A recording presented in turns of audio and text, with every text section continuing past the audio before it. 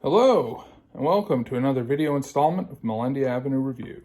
I took a week off, and I am talking to people about coming on as guests. And if you're interested in being a guest, you can get in touch with me. I don't know, maybe you have some interest or something I'd like to learn about. You probably do. Either way, today we have my penultimate birthday lecture. This is the 2019 birthday lecture, which means that there's a 2021 that I need to record, and then after that, we're out of archived birthday lectures. They'll just be the ones that come on my birthday. If you don't know what a birthday lecture it is a lecture that one gives on one's birthday. And I've been researching, writing, and delivering birthday lectures since 2012. And if you go look at the 2012 birthday lecture video, it can give you some backstory on where we got the birthday lecture idea. I guess the only other thing to note, like I usually do, is to say that this was written and delivered in 2019. So anything that refers to the current day refers to 2019. This lecture is entitled The Countercultural Vision of History. And I guess with that, we'll just start reading. Ishmael Reed is back in the news these days. The writer, now 81 years old, got national attention for his latest play, The Haunting of Lin-Manuel Miranda. Most of the headlines of pieces on this play are some variation of Ishmael Reed does not like Hamilton. Indeed, he does not. Reed sees the hit musical as whitewashing the Hamilton family's involvement with slavery and the generally elitist politics of its subjects. Reed's play is about the ghosts of the family's slaves, as well as displaced Native Americans and indentured servants, coming to haunt Lin-Manuel Miranda, who whimpers piteously that he was basing it all off of Ron Chernow's biography. In interviews, Reed claims that Chernow, not Miranda, is the real target of the play. The haunting sounds basically on the historiographical money, though perhaps a little dry. The news pieces on Reed's blast at Hamilton struck a chord with online people who associate the musical with gormless liberalism.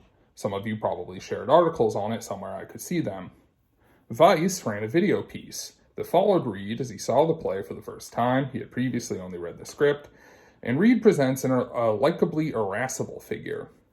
Beyond that, though, Reed is in the position many of us know well, shooting rubber bands at a cultural juggernaut. Thus far, Lin-Manuel Miranda and his people have not deigned to notice the play about his haunting, and Hamilton continues to be a big smash success. Had Miranda wanted to take the offensive against Reed, and I'm not saying he should have, either morally or strategically, the materials are there. Ishmael Reed has had a long and, let's just say, colorful career. In the 60s and 70s, he was a major literary star. One of his poems was the last in a volume of the Norton Anthology of English Poetry, literally the showstopper of the canon. He's been feted by critics across the spectrum from Amiri Baraka to Harold Bloom, the latter of whom included Reed's novel Mumbo Jumbo in his list of 500 canonical works in the Western canon. It looked for a while like Ishmael Reed might be the future of American literature. Then the 70s happened. Reed was always pugnacious and individualistic, a hard combo in the cliquey world of literature at any time, but harder still in the heightened ideological atmosphere of the 1970s. He wasn't a movement guy. Amiri Baraka might have praised him, but Reed had little but scorn for black nationalists, both in terms of their literature and their politics. And he received at least one public death threat for writing satirizing militancy. Reed had his own ideas. Things really started to sour after he got into an acrimonious feud with Alice Walker, author of The Color Purple. A recurring pattern in Reed's public beefs is that he starts out with a reasonable criticism. In Walker's case, Reed began publicly wondering why it was black men were so often depicted as incestuous sexual monsters in the works of supposedly progressive writers. He gets in trouble with his conclusions, as in when Reed concluded that black women writers were in league with white men to bring down black men, all part of some literary/sexual conspiracy. Feminism, to Reed, was the political expression of a lynch mob mentality directed at all men, but at black men in particular. Reed says stuff like this in his essays, still does sometimes, so he tones down the conspiratorial aspects, and has his character say it in The Last Days of Louisiana Red, where I first encountered this tendency in a chapter-length rant by the main character. It was a weird thing to stumble upon, to say the least. Other writers reacted to Reed accordingly, drawing a kind of cordon sanitaire around him. This in turn led Reed to become increasingly bitter and small, and as showed in his books. Where once he wrote sprawling works packed with symbolism and crackling with strange energies, his books from the 1980s onward lose a lot of their creativity. They engage with a world derived from bad op-ed writing rather than one created from myth and poetry, and they always involve a Reed substitute character giving the comeuppance to some deserving representative of the establishment. Often enough, these representatives include feminists. I'm not going to do Lin-Manuel Miranda's publicity hacks jobs for them, but there's definitely enough pull quotes about Reed's feelings on feminists, women, and gay people to go around. If not to pillory Reed, if not to pull the old switcheroo, making you see the harsh truth about a figure you might have briefly liked, clicking on some of those anti-Hamilton pieces, why else am I bringing him up? Well, there's a few reasons. For one, I don't think it's that simple of a story. Reed is a complicated figure. It would be a lot simpler if he had never created anything worth our time, but that's simply not the case. His work from the 1960s and early 1970s is first-rate, innovative, performing a high-wire act of drawing both from the highest and lowest ends of culture. Even in his lesser, later works, you still see flashes of what made him great in between the silliness and the superciliousness. In short, he's no ordinary troll, or anyway, that's not all he is. He's also someone who partook in the construction of a particular vision of America's past, present, and future, and I think the liabilities in that vision help explain his troll turns. Most of the ideas of the American past that we now receive come to us from a breaking point, the breaking of the American establishment consensus of what American history was and hence what American society is. Expressed by the historians of the mid-20th century, this held that American history was characterized by a consensus on the worthiness of liberalism, democracy, free, but at least somewhat regulated markets, orderly progress, etc. When conflicts arose, like the U.S. Civil War, they were over defining these concepts. In this, the consensus historians argued, America was and is exceptional. That's a ruthless simplification, but I do have a lot to get to. The point is, starting in the 1960s, there arose challenges to this consensus school, and different conceptions of the American past gobbled, like so many hungry hippos, over the minds of the American people. Even conceptions of the American past that partook of many of the ideas of the consensus school were incapable of putting it back together just as it had been. Liberal believers in progress had to make previously marginalized voices part of the story. This is more or less the stream that the musical Hamilton comes from. Conservative believers in American exceptionalism had to explain away the parts of American history that seemed a lot like the grubby histories of every other country in the world. And of course, there were other rival conceptions that undercut all of these assumptions. It's not just historians who create our concepts of the past. It wasn't in the days of the consensus, and it isn't in our day, or in any time in between. In a sense, everyone who thinks or talks about the past, no matter how vague a notion they have of it, contributes to the creation of shared views of the past. This is true of actors with no intention of making a statement about the past. People looking to write a novel, say, or to produce a TV show, or to get elected to office, or make their kids grateful for a treat, etc., etc. Conceptions of the past created largely by non-historians are important, but much vaguer than those professionally crafted, so you'll just have to bear with me. One of the actors on the spot for the collapse of the consensus narrative of American historiography was the counterculture. Here, I want to define my terms, mostly negatively. When I talk about the counterculture, I am not talking about the New Left, as defined by groups like Students for a Democratic Society, the Black Panthers, anti-Vietnam War protesters, and so on. What I am referring to when I say counterculture is those who put emphasis on dropping out of a mainstream society they saw as defined by a variety of largely psychological or spiritual ailments, boredom, hypocrisy, malaise, etc. Rather than tackle these problems or source them to a political or social structure that created them, the counterculture generally sought to escape them. They did this physically by establishing communes, and spiritually by various mind expansion techniques. Drugs, Eastern spirituality, rock music, so on and so on. Of course, the New Left was on site also to help redefine American history, and was in many respects better equipped than the counterculture to do so. And they did. A lot of contemporary American historians from the baby boom generation were involved in the New Left in some way, and they pioneered a historiography that stressed conflict, discontinuity, and non-exceptionalism in the American past. But that's not what I'm talking about now. I want to talk about the countercultural conception of the American past. In keeping with the differences between the counterculture and the New Left more generally, there was some overlap between their historical understandings, but many important differences, most of them involving emphasis on the political. If the New Left's vision of American history has helped shape academic ideas of the American past, this is because it had an emphasis about the sorts of things that historians study, expressed the way that historians typically express things: articles, pamphlets, books, conference arguments. The countercultural idea of the American past was expressed indirectly, by inference mostly, but not exclusively, in works of art, novels, poetry, films, etc. The counterculture's idea of history is affective and reticular. Affective in the sense of privileging structures of feeling and expression over structures of politics, economics, etc. Reticular in the sense of being a reticule, or in plain English, a grab bag.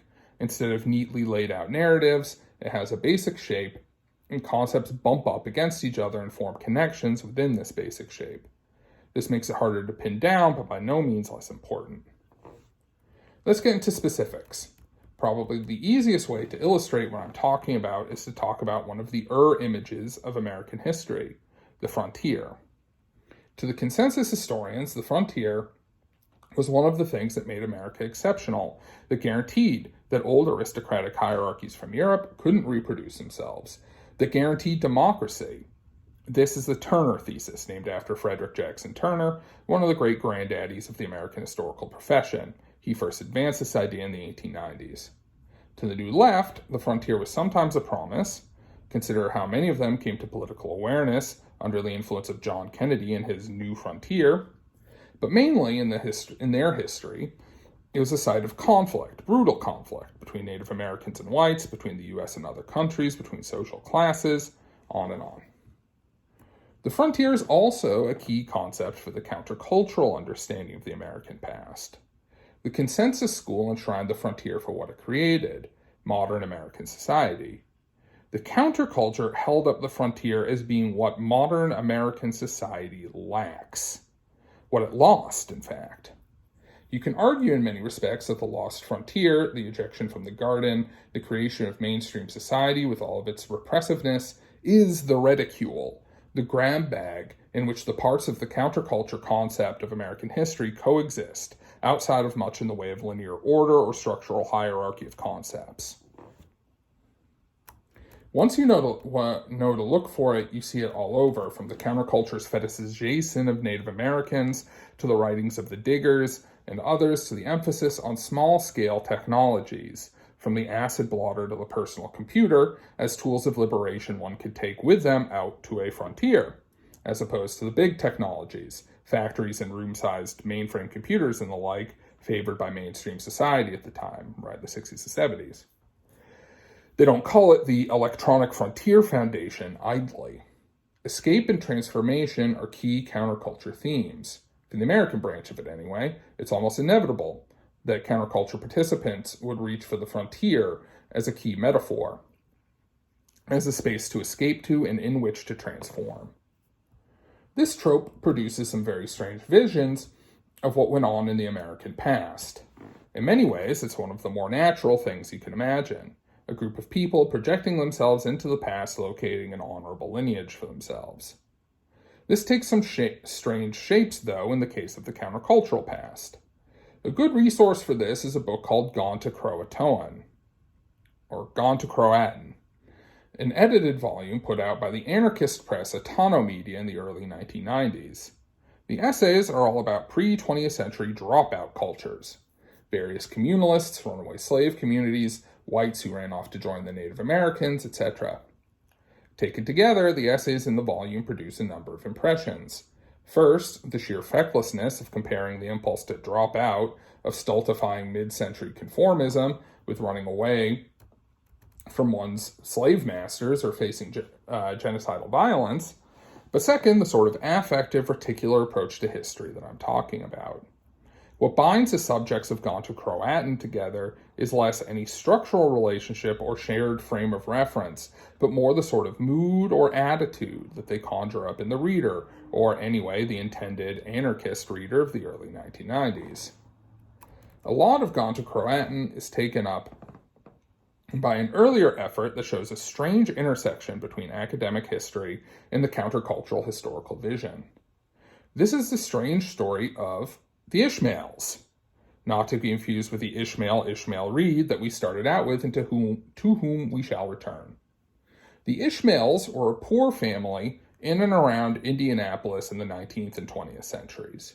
Numerous and impoverished, the Ishmael family was a target for the active eugenics movement in the state of Indiana at that time, and made the subject of a once famous ethnographical study that labeled them the Tribe of Ishmael.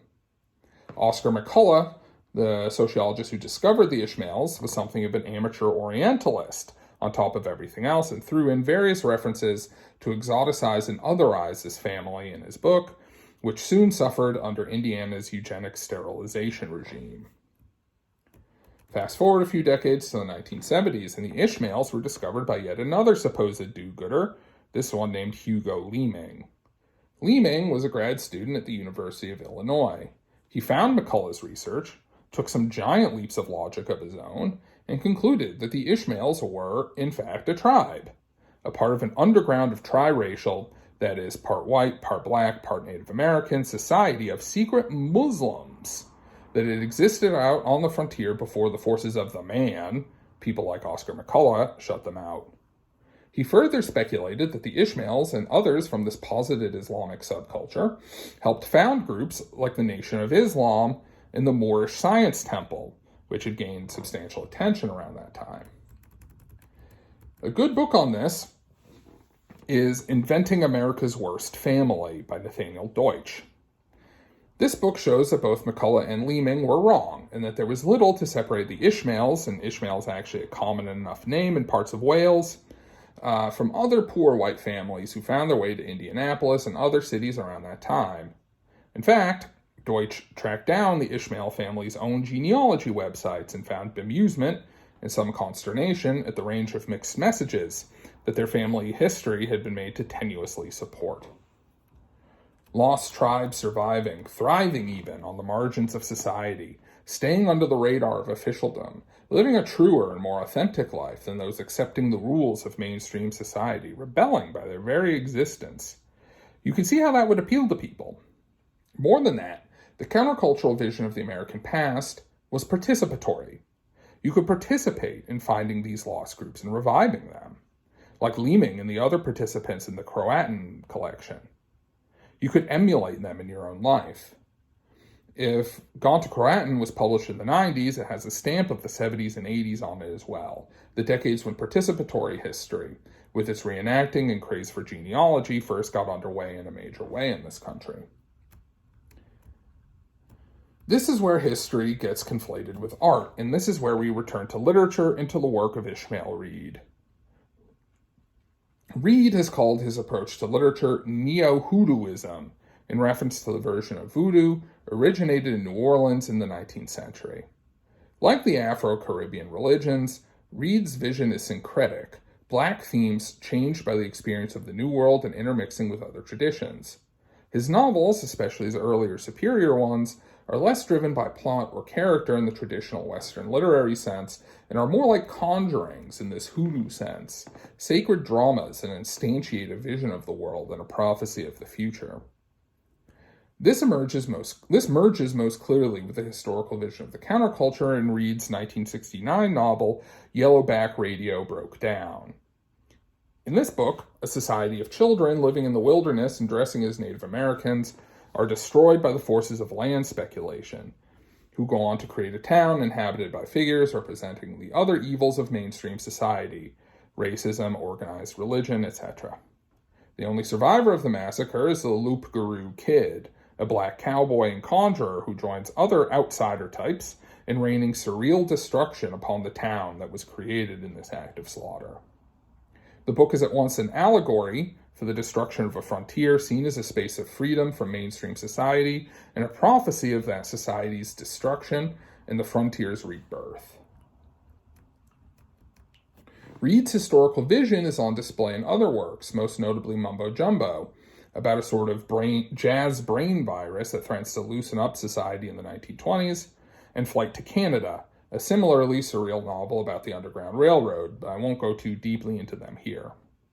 What all of them have in common is a vision of both a prior existence and a rebirth of a spiritually authentic, liberated, non-Judeo-Christian polyculture in America.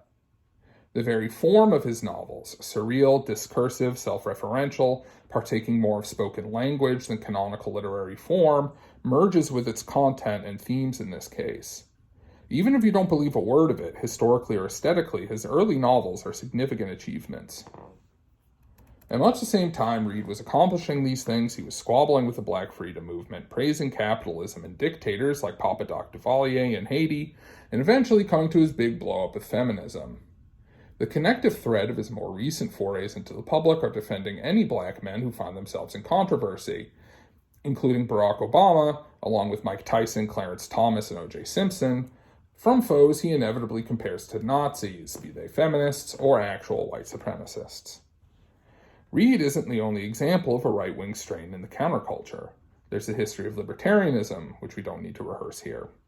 There's also a weird strain of Confederate apologia running through the countercultural idea of history, from Howard Zinn's equivocating about who was right in the Civil War, to the image of the Confederate as a great symbolic rebel against mainstream society, in hippie writer Richard Brautigan's The Confederate General from Big Sur. If it turns out that the losers of the American past were all heroic underdogs and the Confederates lost, most Confederate nostalgia could be traced to resistance to the Black freedom struggle, but it's been at least abetted by the romanticization of rebellion qua rebellion that the counterculture helped promote. What to make of all this? The space of freedom imagined in the countercultural vision of the past is not a space of responsibility. And what all of the structural critiques we see in the aftermath of the 1960s have in common is a call to take responsibility for imbalances of power and the iniquities thereby created. Even using the phrase space of responsibility brings Reed's literary villains, like Drag Gibson, the land speculator in Yellowback, or the Knights Templar from Mumbo Jumbo to mind. The countercultural vision is a picture of freedom as escape, not just from specific oppressions, not really even mainly that, but from the very existence of the sorts of structures that could be used to any purpose, oppressive, liberatory, or otherwise. In short, it's taking for the hills, fleeing for Croatan, making like Christian in The Pilgrim's Progress, or Siddhartha for that matter, and leaving it all behind, even if it all includes a family and responsibilities. Wherever responsibility rubbed up against this particular form of freedom in Reed's work, responsibility lost out, and those who would be on that losing side were often viciously satirized. Along with everything else, Reed was one of the early backers of multiculturalism, calling for ethnic studies departments in universities, publishing authors from all sorts of backgrounds, including some of the first collections of Asian American literature in the U.S., suggesting a bewildering array of ethnic literature, from obscure slave novels to assorted white ethnic works, as replacements for the conventional canon of American literature. Taken together, I think Reed and the countercultural vision of the American past represents an early draft on the concept of multiculturalism. It partook both of the wide visionary nature and the fecklessness of movement culture of the 1960s and 1970s. Participants, from Ishmael Reed to cranky Facebook baby boomers, not only see an attempt to correct its fecklessness as an imposition, but seem to interpret it as a threat to the whole project of freedom. Responsibility is just bringing back the structures that they sought to escape in the first place. The point of the polyculture in this early draft of multiculturalism is that it's free and fun, well, fun for somebody anyway, not necessarily that it's just. I'm not certain anyone involved would see the distinction. As with so many baby boomer projects, we are getting stuck with the bill for fixing the situation. I came to this subject because of my interest in how non-historians create involved visions of the past. This can tell you a lot, not just about how people see history, but how they go about constructing their worlds more generally, what makes up their patterns of thought. There must have been a feeling of exhilaration, the sense of rediscovering a better, freer history which can point to a better future. The rebels of the 60s sought to awaken society from the somnolence of the Cold War consumer society, but many of them sought to escape into another dream. These were dreamers who resented being woken up. So that's that. Feel free to leave any questions or concerns or comments or denunciations or anything else in the comments. Thank you.